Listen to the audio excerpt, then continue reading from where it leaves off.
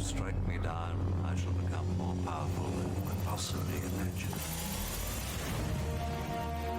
Hey there, Splinterlands fans! It is time to finally dive into some of the Rebellion gameplay strategy because we've got a brand new set here with a ton of new strategy, new tactics, including some new tactic summoners.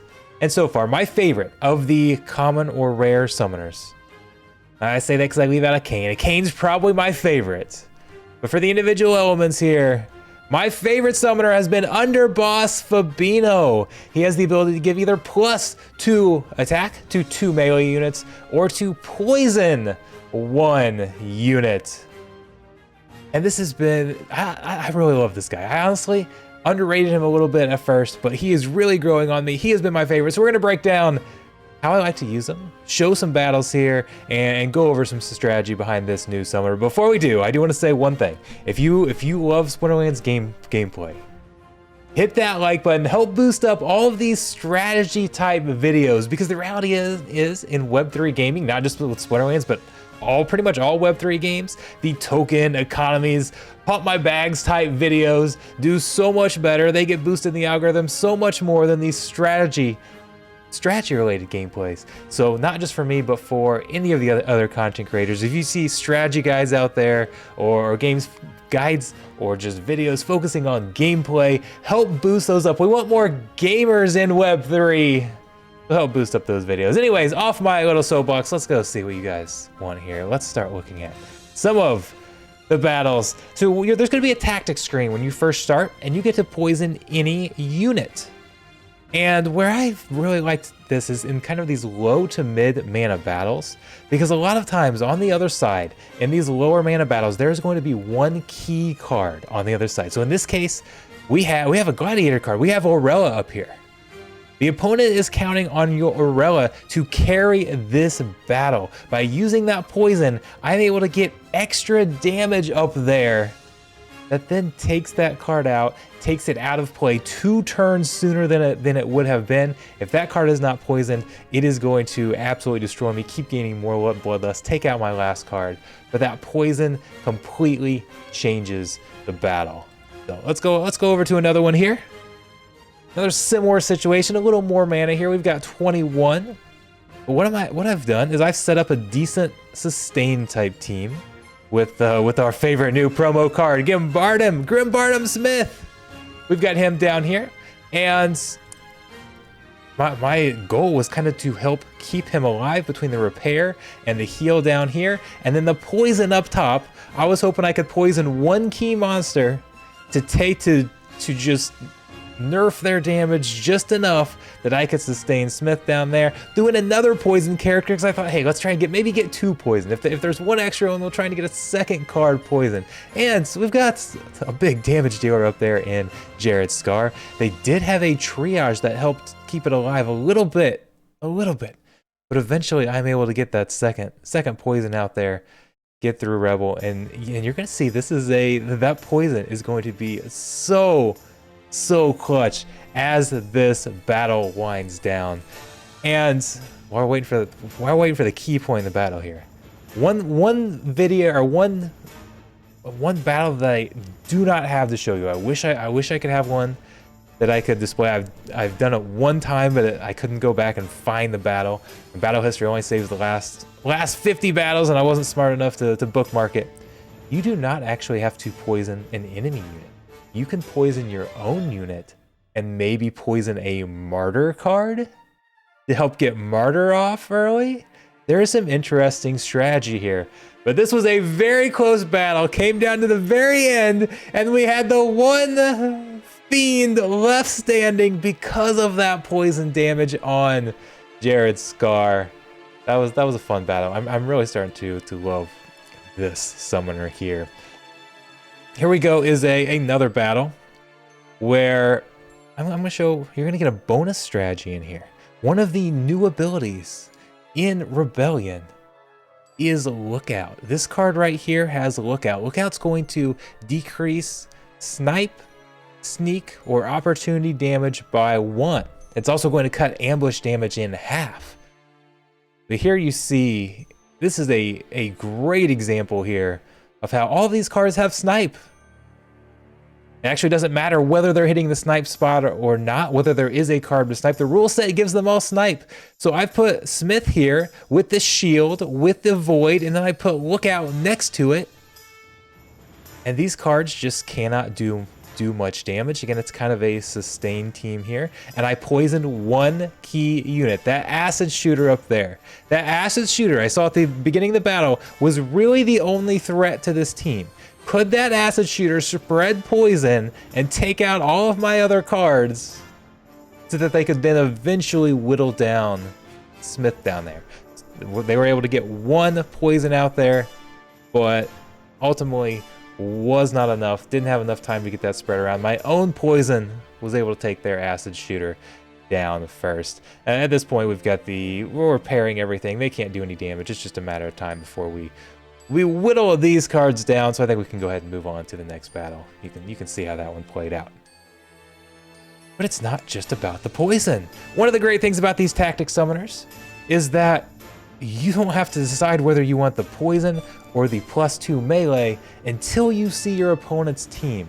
That allows you to put out potentially multiple strategies. This was another snipe rule set.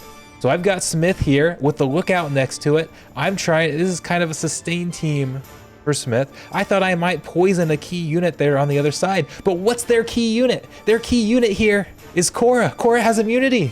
You can't poison Cora. I was not going to be able to take Cora out with that poison. Honestly, even if she didn't have immunity, she had a heal. She'd keep healing back up anyways. We weren't going to make a ton of progress there. So what did I do? I buffed up my melee attackers.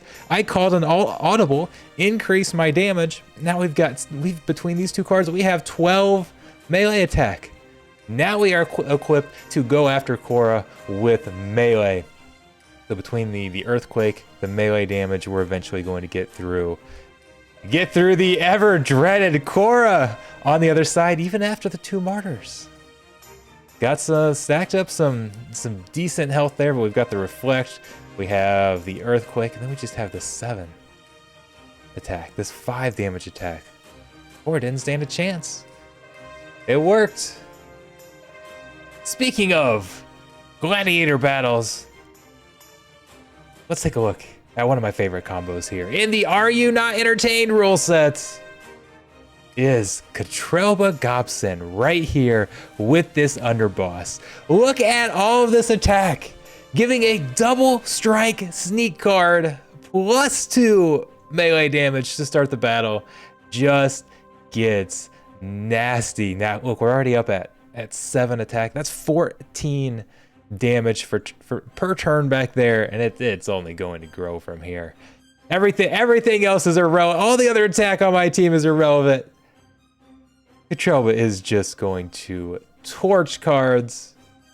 A lot of times, Cora in Earth is the gladiator card that gets all the attention. Cora doesn't stand a chance here. Here we go. Let's get some more attack coming in. 9 attack. That's 18 damage per turn. 18 damage. Here you only need 1 attack. But it's still fun just to watch those bloodlust numbers grow. 10 finishes the battle with 10 melee attack on double strike. That's 20 damage per turn.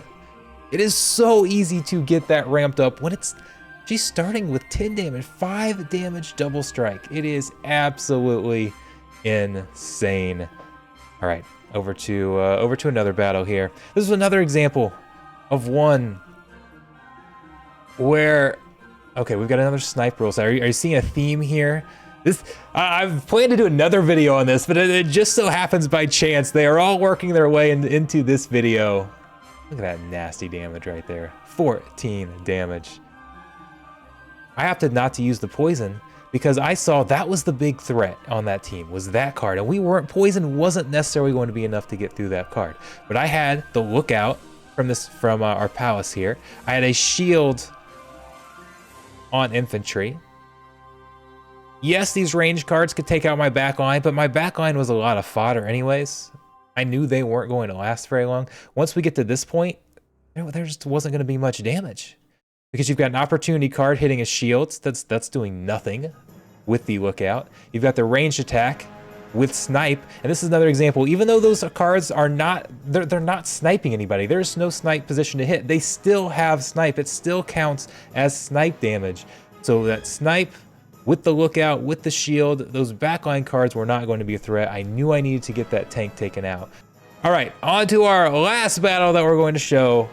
Kind of back to the original here. Another sustain type team in a lower mana battle where I'm identifying one key card up at the top. This key card had a heal.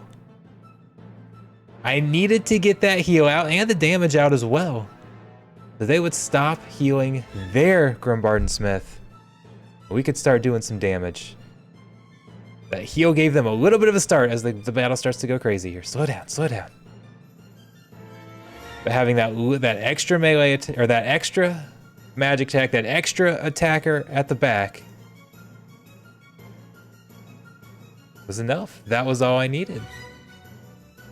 That one poison allowed me to take out that backline card one turn earlier. And that was huge, preventing that one extra magic attack, that one extra heal that could have swung the tide of the battle, and that poison was clutch. So that's been really fun for me to use this second tactics screen to really change the outcome of the battle, how the battle plays. And that's the second counterplay feature where you can look at what your opponent is doing and make decisions based on their lineup. Choose who you want to poison. Choose whether you want to use the poison at all. Maybe you want to go with that melee damage. But it's a whole new aspect to the game that really makes the game a lot more fun for me. And I can't wait for more of this.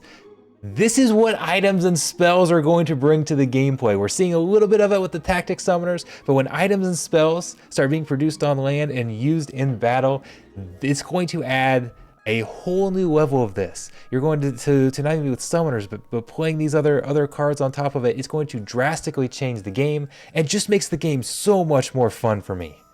I've been playing Splinterlands for 2.5 years now. This is really the first significant gameplay change that we've had. And yeah, there's been some other changes, plenty of new cards coming, but this is really, really different, and it's exciting and fun, and I cannot wait till we see more of this. So I don't know when we're going to see more IM spells, things like those tactics, but you're going to see a lot more Rebellion strategy videos from me. We're going to go over some of the other summoners, some of the other cards, some of my favorite pairings. So make sure you guys hit the like, hit the subscribe button down below, and come see my live streams on Twitch. That's where I'm testing a lot of this out. A lot of it's on stream, on Twitch, going through these. Anybody who's been watching my streams might recognize these battles because a lot of them were ran on stream. It's been so fun to kind of test, play around with these, and then, yeah, we do some things that don't work, we do some things that work. It's been fun finding these new strategies, so stay tuned. I will see you around the battlefield.